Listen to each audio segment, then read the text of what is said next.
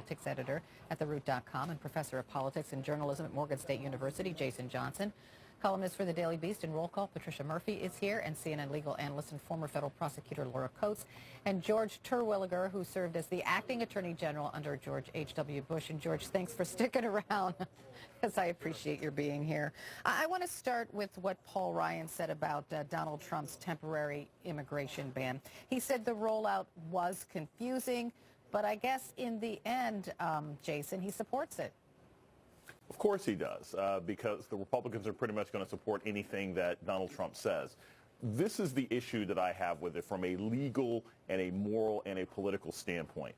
I have said this repeatedly. We have had more Americans killed since 9/11 by white nationalists and domestic terrorists than anything from any jihadi from any part of the world. So for him to suggest that this policy, that the only problem is the rollout and the rhetoric around it, is not the issue. The issue is that there's no evidence that blocking visas and preventing people from coming from these countries keeps us any safer. We should have the focus on here in the United States and dangerous people here, and that's not the concern. This is a racist and dangerous policy promoted by Paul Ryan and the President of the United States. So George, I want you to answer to that, because you were a former Deputy Attorney General. What do you think?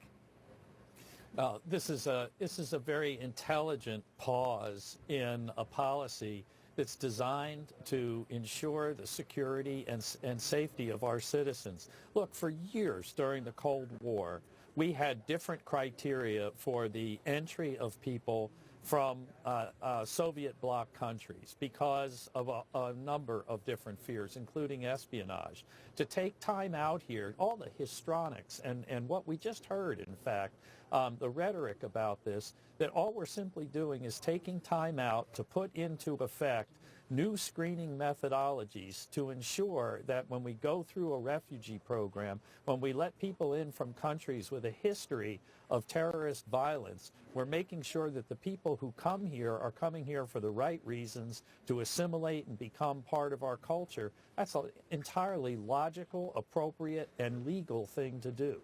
And of course, Laura, Democrats have completely the opposite opinion. In fact, there are 11 lawsuits, I think, that have now been filed against Mr. Trump's executive orders. So what do you suppose will happen in the end? Well, you know, ironically, the same message that Ryan has been spouting and everyone else who's in support of the firing of Sally Yates is about an intelligent pause and waiting to figure out the clarity that you need to enforce it in a uniform and systematic and lawful way. And in fact, that is the role of the Department of Justice, to be able to understand the breadth of an order and figure out whether or not they can enforce it uniformly. You know, you misconceive the notion that the Department of Justice is somebody who the President of the United States says, here is my directive, now figure out a way to make this lawful and legal. That's actually the opposite theory of the DOJ. In fact, their role is supposed to figure out how they can enforce any lawful order. But if there are questions about whether or not it's ambiguous as to its lawfulness, let alone its constitutionality, the DOJ and any attorney general, whether it be the acting or the one who is probably going to be seated, Jeff Sessions, they will have the same conundrum. Which aspects can be enforced in conformity with the Constitution and in conformity with what we know about the Immigration and National Act? And Patricia, I don't know if you heard. Wait a minute, George, go ahead. That statement is just wrong. I'm sorry, that statement is just wrong. The role, what Sally Yates did was an affront to the institution of the Department of Justice and the career men and women who work there. You don't defy a presidential directive. Sir, I have been a career attorney for the Department of Justice. Please? You certainly can. May I finish, please? I'm sorry. You don't defy a presidential directive and order subordinates to abandon their duty to go into court in an adversary system and represent the interests of the United States. The real hero here is Dana Bente, another career employee of the Justice Department who has stepped up to this task. Well, sir, as a career attorney, I actually believe that the president does have the prerogative to lay off or fire Sally Yates if she does not follow his other directives. However, this always presumes one really critical component, that they have a duty to follow lawful orders. And the arguments that you're using as if that she has betrayed the Department of Justice or her authority is actually inaccurate. What she has done instead is simply said that I got to interrupt she needs this. to have it lawful.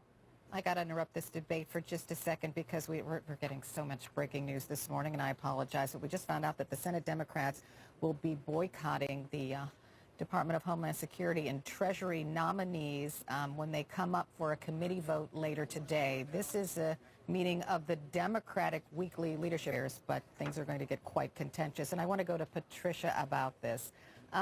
What do you make of this? Democrats appear to be quickly formulating the strategy that they're going to just obstruct everything they can in any way they can. Yeah, well, Democrats right now are struggling with exactly how to be a responsible and effective opposition to Donald Trump. He is doing so many things at the same time. Democrats know they have to pick their targets. They know that they complain so much about Republicans who are obstructing President Obama's agenda that they will look very hypocritical and will be ineffective if they don't decide exactly where and when to try and stand up to Donald Trump. The reality is that they don't have the votes.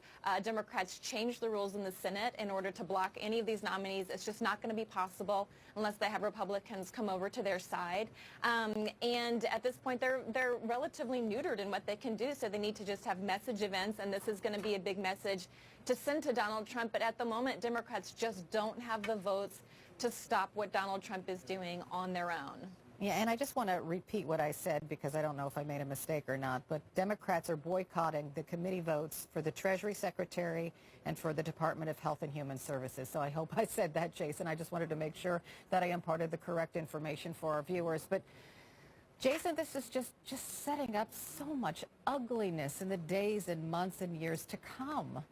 Well, we've seen this for the last 8 years. I mean, this is when you are the party in the minority and when you have changed the rules to make it difficult for the minority to do something, you have to obstruct. Republicans did this, Democrats did this, but I want us to go back and make this very clear about not only the firing of Yates, but eventually Jeff Sessions coming into office and this ban in general. The issue here is facts and truth.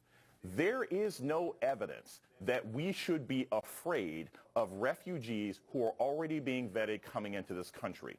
To put forth this ban and to not determine as to whether or not our own interpreters and people like that can come into the country is dangerous, and it's not based on evidence. And it's a very similar attack to what Jeff Sessions and President Trump and Steve Bannon have been saying about voter fraud. These are lies. These are myths being developed by this administration to push forth an agenda. Now, this may be constitutional, and it may be in Donald Trump's right to do so, but it doesn't mean it's right for the country. It doesn't mean it's safe, and it certainly doesn't make anybody in this country or this panel any safer. Well, George, let me put it to you this way. George, just let me put it to you this way, because President Trump didn't really confer with many experts when he came up with this executive order.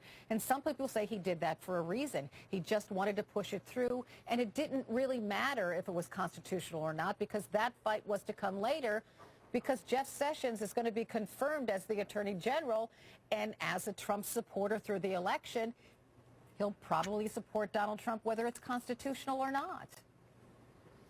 Well, I don't believe that. I mean, I don't think Jeff Sessions would advise the president to go ahead when he's Attorney General with something that was unconstitutional. Look, what we've just heard here is that this is a policy debate. Is it a good policy or a bad policy to impose these sorts of temporary restrictions as a matter of national security procedure? Maybe it is, maybe it isn't. I'm not pretending to sit here as an expert in that policy. But the fact of the matter is that it's a policy debate. And if Sally Yates had a disagreement about policy and a crisis of conscience over it, if she had a crisis over a conscience, even if whether it was lawful, then what she should do is quietly resign and turn the job over to somebody else. Instead, she grandly politicized the decision and put people in the Justice Department, career people, hardworking people, in a terrible position. Okay, let me throw this out, and I'm going to pose this to you, Patricia. Okay, the way that Donald Trump fired Ms. Yates, right? I mean, it's very clear to me that Mr. Trump will fire anybody who disagrees with them in a most public way. I mean, his team could have sent a termination letter to Yates with one line: "You're fired for insubordination." Instead, the president publicly accused Yates of betraying the Justice Department. He accused her of being weak and of jeopardizing American safety.